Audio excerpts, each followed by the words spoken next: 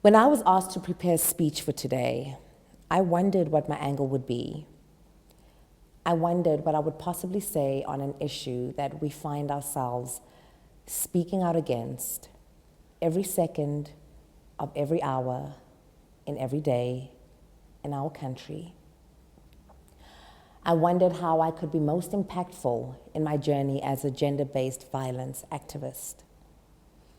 Then I slowly reminded myself of why it was so important to me to set up the Letoya Foundation. And it was because my foundation made it possible for me to extend a helping hand to women and children. Women and children who remind me of myself.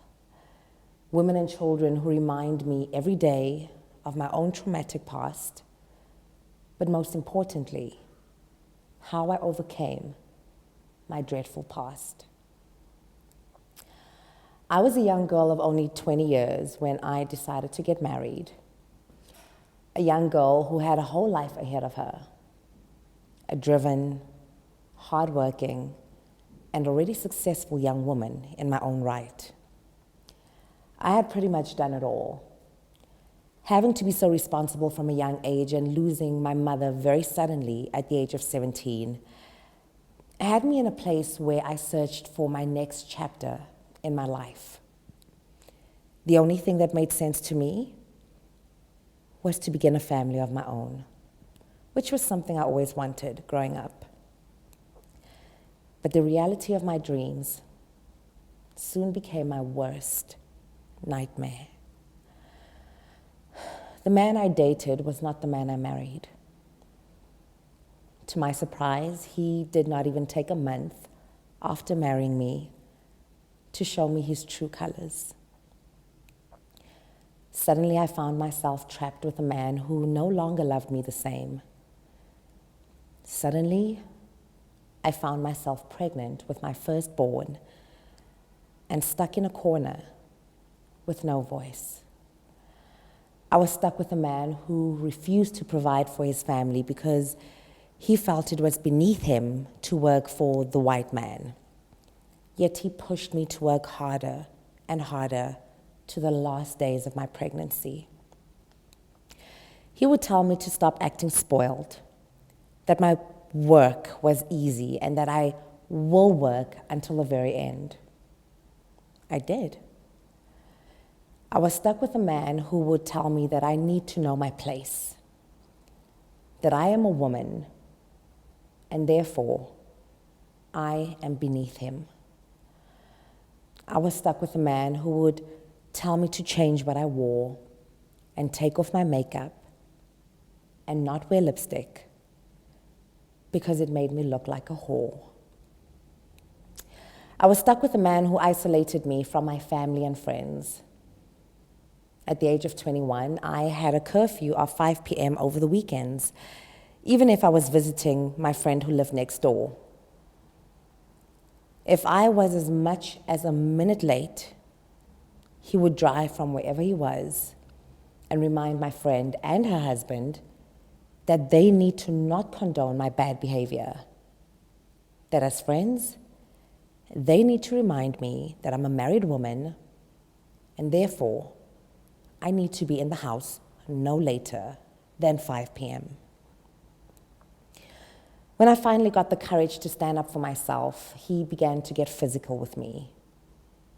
He would hurt me even in front of the children. I would call cops. I would call our families. Everyone told us to make it work for the sake of the children.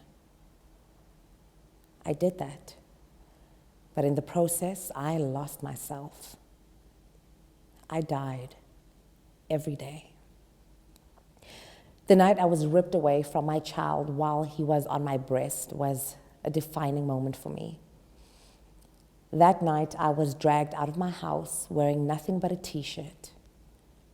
He pulled me out by my feet and locked me out of our home. After 9 years of being in that marriage, and even being subjected to being spat on. No, seriously, that wasn't a figure of speech. He literally spat on me. I decided that I had had enough. I sat with myself as I realized how many times I could have been a statistic beyond what I already was. I realized how many times I could have died. So I made a decision. I walked out of our home in search of a lawyer who would make life easier for me, who would assist me with a divorce. I told no one, not a friend, not our families, no one, for fear that they would try to stop me. He also had no idea that I was divorcing him until he was served with papers.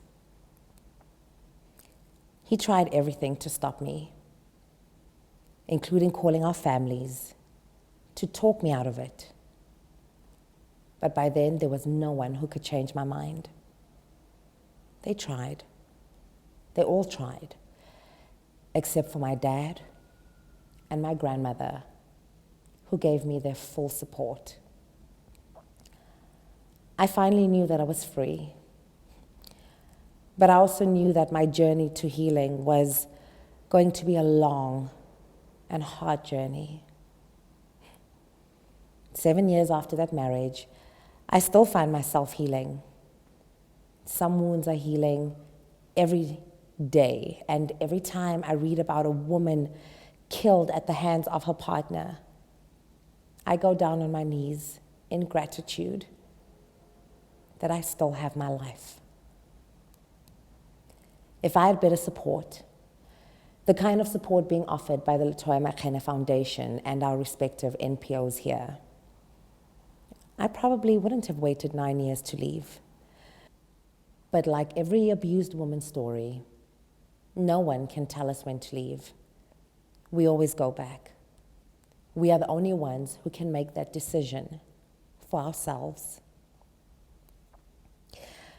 We think that it's only financial dependence that makes women stay, but it goes deeper than that.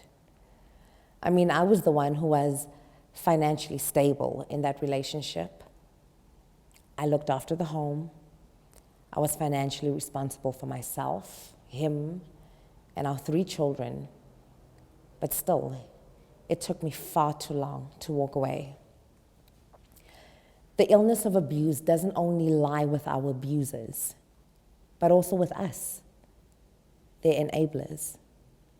And in many communities, it lies with our families who never tell us to walk away at the first sign of trouble. So to AVBOB and every NPO here today, thank you for giving women and children a chance at life. This initiative here today gives me hope that together we can preserve our future. Thank you.